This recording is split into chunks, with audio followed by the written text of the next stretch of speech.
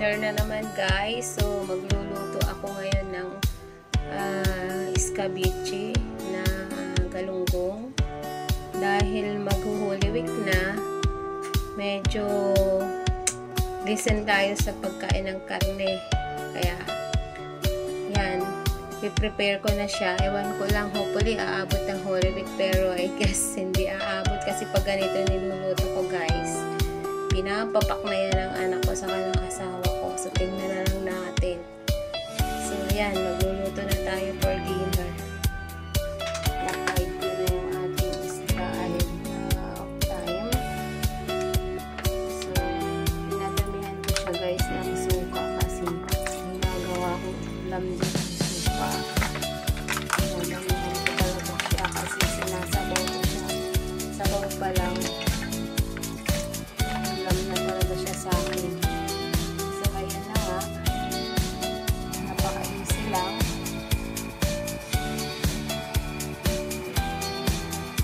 Pag-itin natin sa ulit ko yung hindi maghahawa yung kulay ng turmeric. So, ayun. Lalagay lang natin lahat yung mga ingredients. Kukulong lang natin sa tiyan. Sama-sama lang natin.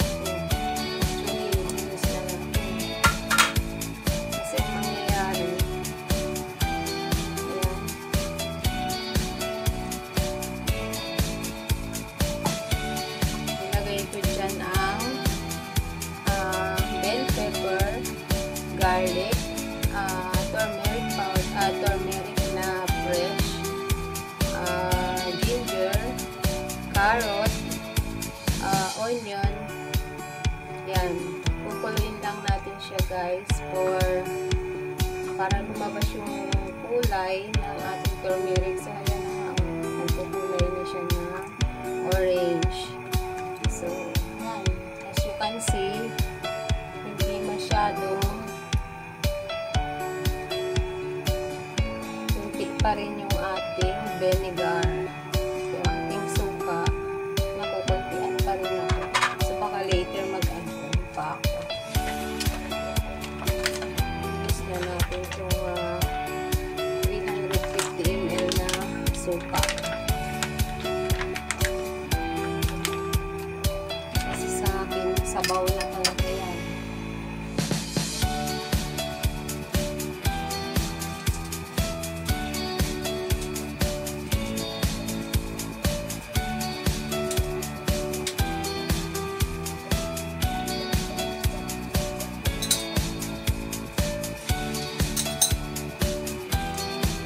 Maglagay tayo ng paminta.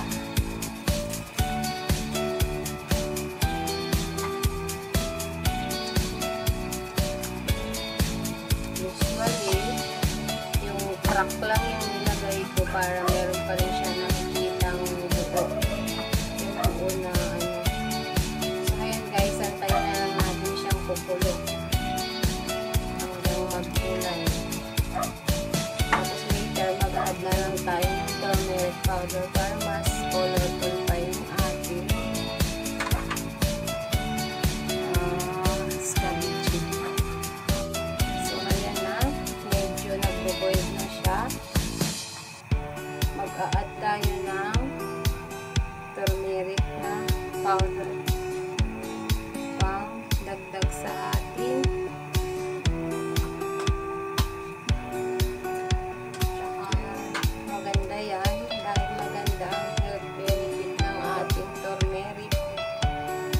guys. So, ang easy lang magluto. Halo-halo ko lang lahat ng ingredients. Kasi yung bawang, yung sibuyas, mama napapapakain ko yan. Dahil napakaganda ng benefit yan sa ating health. Yun nga, nabanggit ko kanina, mag-Holy Week na. So, hindi na tayo masyadong kumakain muna ng mga karne dahil mag-fasting din tayo.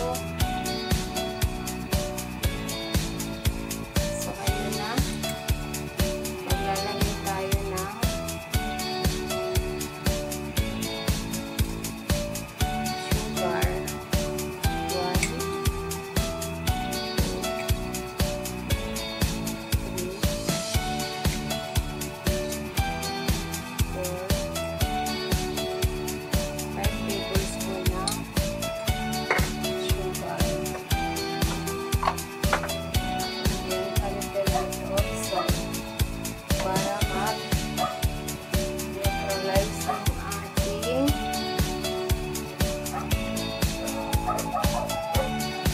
papasok.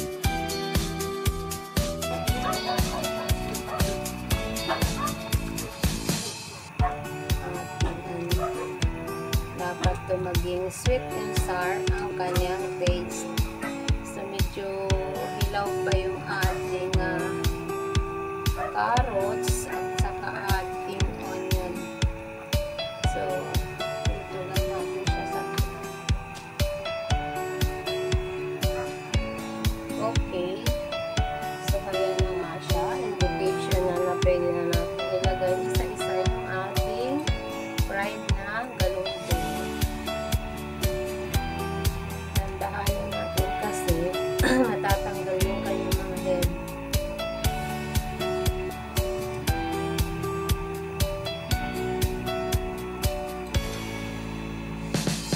So sure, hindi na naman ito maglalas. At every Holy Week talaga guys, nagkagawa ko ng ganito.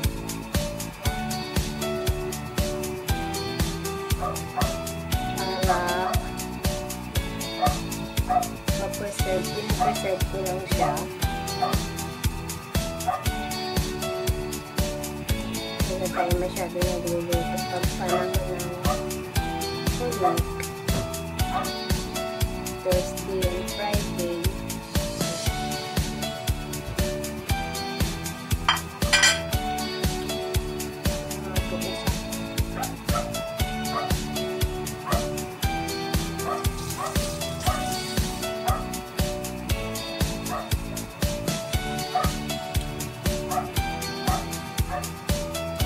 Mas masarap kasi ang galunggong na maliit kaysa sa malalaki.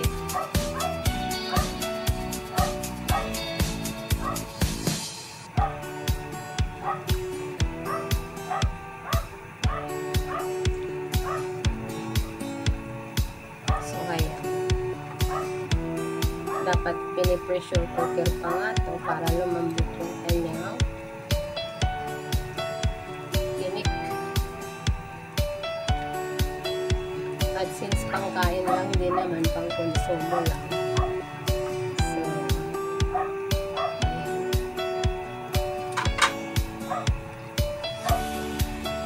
Yung amoy niya guys, yung aroma niya, nakakagutom na talaga.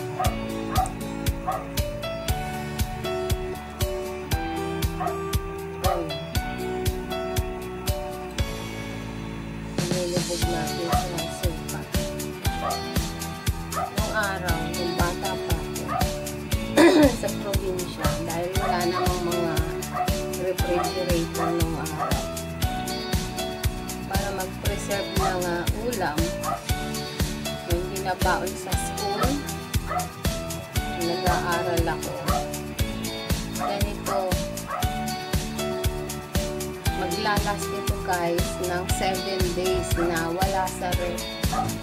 Basta pure na vinegar, yung sukang tuba ang gamit namin sa probinsya. Talagang habang mas matagal siyang naka-preserve, mas sumasarap siya. Ayan, ginagawa namin kasi ang trabaho ng father ko is mangingisda. So, ang dami namin isda. Sobra-sobra. Wala nang bumibili sa sobrang dami ng isda. Pinamimigay na lang dahil walang refrigerator ng araw.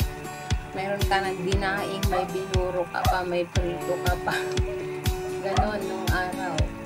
Walang refrigerator. Wala kaming ref. So, ganon ang ginagawa namin. Piprito. Tapos yung pinampiprito namin, yung coconut oil, gagawa kami ng ganon, yung langis. Lalangisin yung coconut milk. Dami. Dehydrated yung napakaraming yun.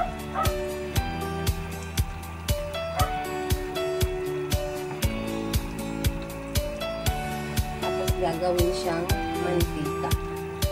So yung mga process na gano'n, napaka-healthy. Nowadays, puro instant na. May ref tayo, lalagay lang natin sa ref, saka mo nalutuin. Pag gusto mo nalutuin, labas ko.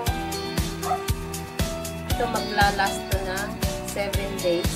If hindi maubos, pero hindi to aabot ng 7 days, for sure, mamaya-maya itong papakin dahil napakasarap niya, guys. Ang sarap niya papakin. Itong mga bawang na to, ang sarap. Ang sarap niya kainin mamaya.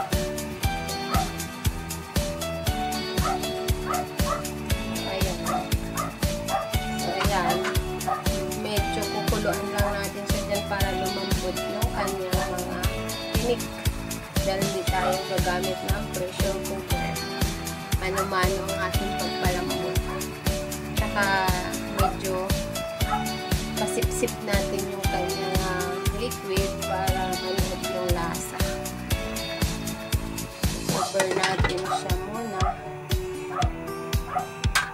para mas mabilis maluto. So, bisitahin na natin. Ayan, guys. Actually, hirap na yung luto niya.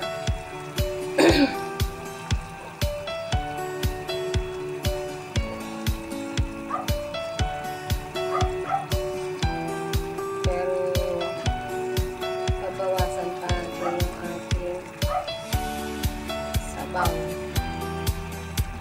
Medyo madami pa naman.